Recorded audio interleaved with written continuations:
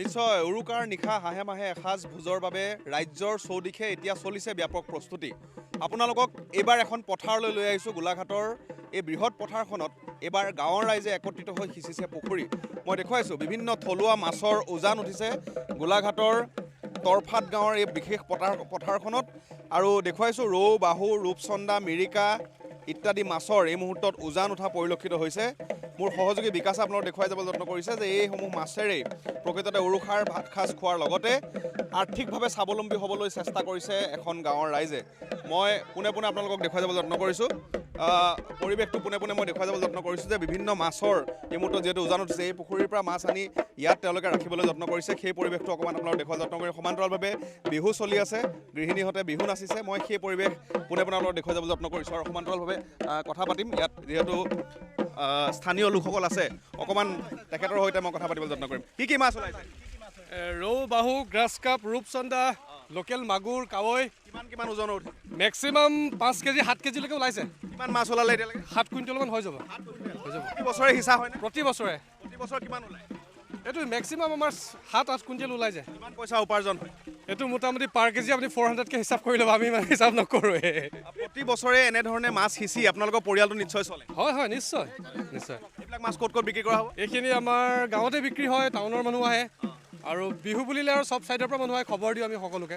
মই দেখুৱাইছোঁ এয়া এটা বৃহৎ আকাৰৰ ৰূপচন্দা তেওঁ লৈ আছে, আৰু বিভিন্ন ওজনৰ 3 কেজি 3.5 কেজি ওজনৰ এয়া ৰূপচন্দা। সমান্তৰালভাৱে এয়া বি গ্ৰেড মাছ, এয়া 4.5 পৰা 5 কেজি বি গ্ৰেড মাছ এই মুহূৰ্তত উঠিছে, আৰু এইবিলাক চব থলুৱা মাছ, তেওঁলোকে নিজে খেতি কৰা। এয়া ৰৌ, মই দেখুৱাই যাবলৈ যত্ন কৰিছোঁ। এয়া ৰৌ, এয়া ওলাইছে, আৰু এজনী ৰৌ ওলাইছে, মই দেখুৱাইছোঁ। মিৰিকা ওলাইছে, মই দেখুৱাই যাবলৈ যত্ন কৰিছোঁ। আৰু এই ধৰণেৰে প্ৰকৃততে প্ৰতি বছৰে তেওঁলোকে স্বাৱলম্বী হোৱাৰ প্ৰয়াস কৰে।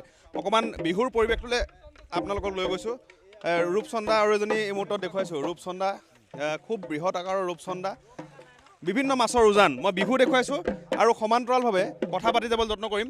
অকণমান বিহু জুৰিব লাগে দাদা, বিহুৰ বতৰ, পথাৰত আছোঁ, মাছ সিঁচিছে, ভোগালীৰ বতৰ, বিহু নহ'লে আধৰুৱা হৈ ৰ'ব নিশ্চয়। হয় হয়, আমি বৰ ভাল লাগিছে। আমাৰ ইয়াত মানে সকলো ধৰণৰ মাছ আমি ধৰিছোঁ, আৰু সকলোৱে আমি এসাঁজ খাম বুলি মনতে ভাবিছোঁ। গতিকে বিহু বতৰত একেবাৰে কমকৈ মানে বিহু বতৰটো বহাগ বুলি ক'লে মানে বেলেগ এটা বস্তু, তথাপিতো ভোগালী বিহু বুলি আমি সৰু বিহু এযোৰা জইছোঁ। এই কাঠ পকি ঘূৰাই ৰে কি ৰে ৰে ৰে ৰে কি ৰে ৰে ৰে উঠি ফুল কোঁৱৰে ৰে কি ৰে ৰে ৰে ৰে কি ৰে ৰে ৰে শদিয়া ৰণলৈ যায় কি কোম্পানী চলাই দে ৰেল গাড়ী মাতে ঘেৰে ঘেৰাই মাতে ঘেৰে ঘেৰাই যায় এই মাতে ঘেৰে ঘেৰাই মাতে ঘেৰে ঘেৰাই যায়। ধন্যবাদ জনাইছোঁ। মই দেখুৱাইছোঁ এই ধৰণেৰে পথাৰৰ মাজত বিহু এই মুহূৰ্তত চলি আছে। বহা নাই কুলি মাতো শুনা নাই দেখা শুনা নাই ঐ কেতেকী মাতে হেৰাল পনা কলে জানো বুজিবা হাঁহিবা নে কান্দিবা মোৰে দুখৰ বেদনা মোৰে দুখৰ বেদনা গেলো।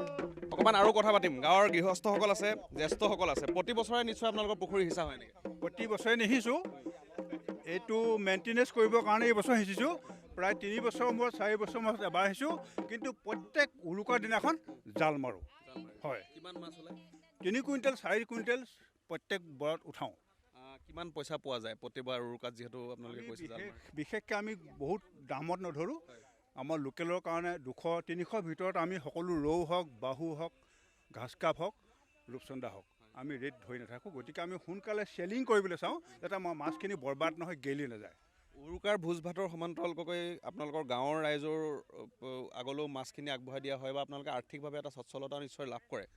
এই আমাৰ লোকেলিটো নিবহিয়েই, আৰু তাৰোপৰি কিছুমান ফোনৰ জৰিয়তে আমাৰ মিতিৰ কুটুম বংশ পৰিয়াল ককাই ভাই টাউনৰ মানুহখিনিয়ে এতিয়া বেছিতকৈ বেছি মাছ লৈ যাবি। আজি যিমানখিনি মাছ আমি ধৰিলোঁ গোটেইখিনি সম্পূৰ্ণ শেষ হৈ যাব যেন লাগিছে। এই ঠাইডোখৰ নাম কি হয়? এই গাঁও বৰফুকন খাট। মই দেখুৱাই যাব যত্ন কৰিছোঁ এনেধৰণে গোলাঘাটৰ বৰফুকন ঘাটত এই যি মাছ ধৰা পৰম্পৰা উৰুকাৰ প্ৰতি উৰুকাতে তেওঁলোকে এনেধৰণে প্ৰকৃততে পুখুৰী জাল মাৰে বুলি ইতিমধ্যে জনাইছে আৰু এনেধৰণেই উৰুকাৰ ভাত সাজ একেলগে খোৱাৰ সমান্তৰালকৈ গাঁৱৰ ৰাইজক মাছৰ যোগান ধৰা সমান্তৰালভাৱে আৰ্থিকভাৱে স্বাৱলম্বিতা লাভ কৰা এই বিশেষ গাঁওখনৰ বিশেষ লোকসকলৰ এই দৃশ্য আপোনালোকক ভোগালীৰ পূৰ্বে দেখুৱাবলৈ যত্ন কৰিলোঁ।